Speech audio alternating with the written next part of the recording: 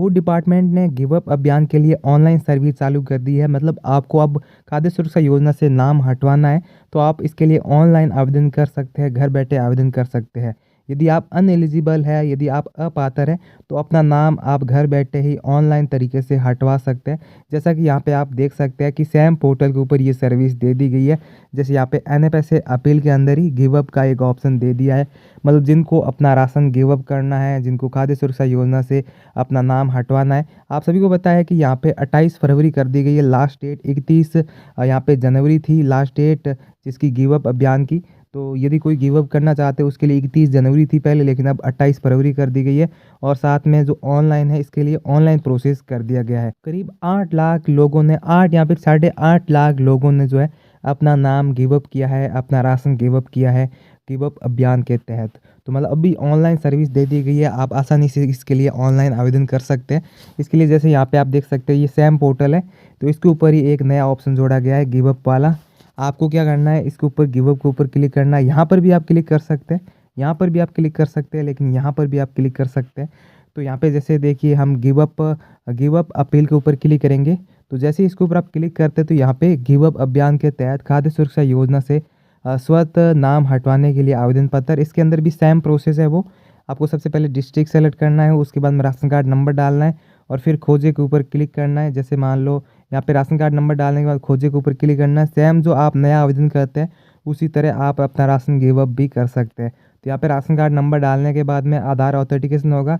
तो उसके बाद में सेम जो प्रोसेस आप करते हैं जब आप नया ऑनलाइन करते हैं खाद्य सुरक्षा का, उसी तरह आप यहाँ पे गिव अप कर सकते हैं अपना। इसके बाद में इसका स्टेटस देखने के लिए आपको गिव अप देखिए, गिव अप अपील स्टेटस यहाँ पे आपको नज़र आ रहा है। इसके ऊपर आप क्लिक करोगे तो यहाँ पे अपना जो है राशन कार्ड नंबर डाल के खोजे के ऊपर आप क्लिक करोगे तो यहाँ पे आपका स्टेटस भी शो हो जाएगा, नाम खाद्य सुरक्षा योजना से कब कटने वाला है। यदि आप भी अनएलिजिबल है, यदि आप भी खाद्य सुरक्षा योजना में अपात्र परिवार है, तो अपना नाम खाद्य सुरक्षा योजना से अभी जो है गिव अप कर सकते हैं। इसके लिए ऑनलाइन प्रोसेस आ गई है।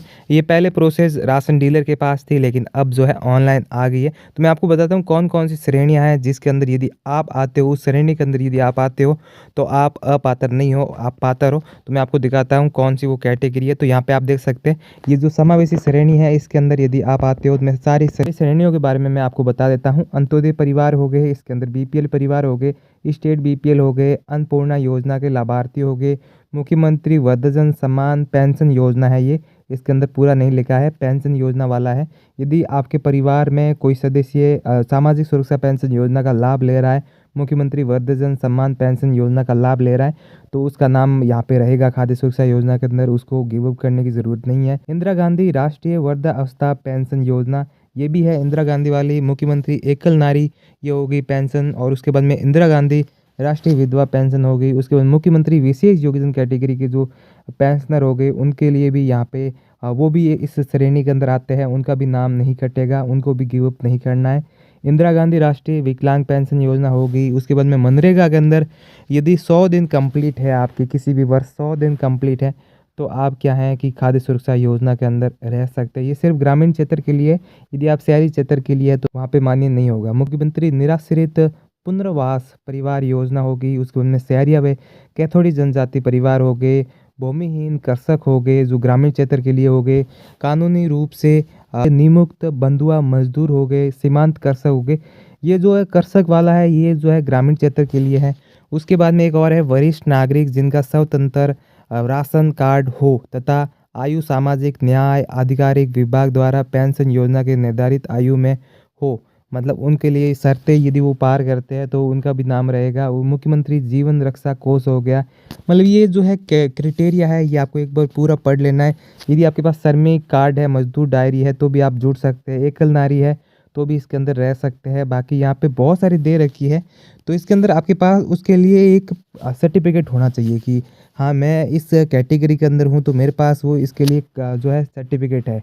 ये आस्था कार्ड वाला बहुत सारे लोग पूछ रहे थे आस्था कार्ड क्या है, तो ये सेम बीपीएल परिवार उतना ही उनको लाभ मिलता है। बीपीएल परिवार एज पर बीपीएल परिवार आप मान सकते हो, लेकिन आस्था कार्ड किन का बनेगा, यदि कोई विकलांग के अंदर कोई डिसेबल है, विकलांग है, तो उनका आस्था कार्ड बनेगा, वो आस्था परिवार कहलाता है। उसके अंदर सभी जो है एक कैटेगरी है, तो वो आस्था कार्ड बन सकता है। में अनुसूचित जनजाति हो गया, यहाँ पे अत्याचार निवारण अधिनियम ये जो है यहाँ पे दे रखा है। उसके बाद में एड्स हो गया, बहुत सारी चीज़ें यहाँ पे दे रखी है। यदि इस कोई भी कैटेगरी यदि इस कैटेगरी के अंदर आप आते हो तो आपको गिव अप नहीं करना है अपना राशन। बाकी यहाँ पे निष्कासन श्रेणी भी है, यदि आप इस श्रेणी के अंदर आते हो पर एक भी निष्कासन श्रेणी लागू होती है तो आपको अपना राशन गिव अप करना है। तो यहाँ पे आप देख सकते हैं कोई भी परिवार आयकर दाता ना हो, तो यहाँ पे बताया गया है, बहुत सारी चीज़ें दे रखी है, आप पढ़ लेना। यदि कोई 8 में से एक भी बिंदु हमारे ऊपर लागू होता है तो हमें राशन गिव अप कर देना चाहिए। यदि नहीं कर पाते हो, आप अपना राशन गिव अप नहीं करते हो, तो जो 28 फरवरी है उसके बाद में आपके ऊपर कार्रवाई हो सकती है। तो इसके लिए अपना राशन गिव अप कर लीजिए, अभी तो ऑनलाइन भी आ गया है। तो दोस्तों इस वीडियो में बस इतना ही, और वीडियोज़ के लिए चैनल को ज़रूर सब्सक्राइब कीजिए। Thank you.